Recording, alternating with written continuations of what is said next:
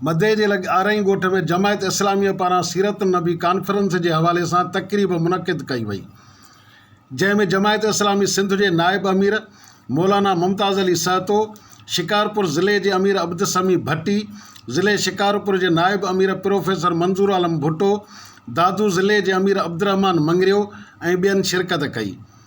तकरीब में आरई ॻोठ समेत भरपासे के माण्हुनि वॾे अंग में शिरकत कई। उन मौके ते जमायत इस्लामी के अॻुवाणनि ख़िताब कंदे चयो त नबी करीम सल्लल्लाहु अलैहि वसल्लम जिन जे ॾसियल वाट ते हलण सां ई दुनिया ऐं आख़िरत की भलाई आहे। हिननि चयो त गुज़िरियल हुकूमतुनि के शाही ख़र्चनि ऐं संदन पारां कयल करप्शन के करे अवाम गुरबत के चक्कीअ में पीसजी रहियो आहे। महांगाई रोज़ानो वधण के करे माण्हू ख़ुदकशियूं करण ते मजबूर थी विया आहिनि। हिननि वधीक चयो त जमायत इस्लामी जो साथ ॾियो, जेका तव्हांजे ॾिनल टैक्स के पैसनि खे तव्हां ते ई ख़र्च करे तव्हांखे इन महांगाई के दलदल में कढी तव्हांजे दर्दन जो दरमान बणबी। जमायत इस्लामी हर वक्त अवामी मसइलनि के पंहिंजो मसइलो समझी ख़िदमत कई आहे।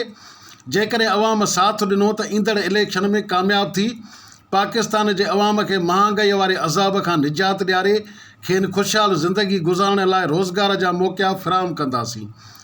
उन मौके ते हाफ़िज़ किफ़ायतुल्लाह भुट्टो, रहीमदाद भुट्टो, हाफ़िज़ इनामुल्लाह ऐं ॿिया साणनि गॾु हुआ। आजुज़ भुट्टो, इबरत न्यूज़ मदे जी।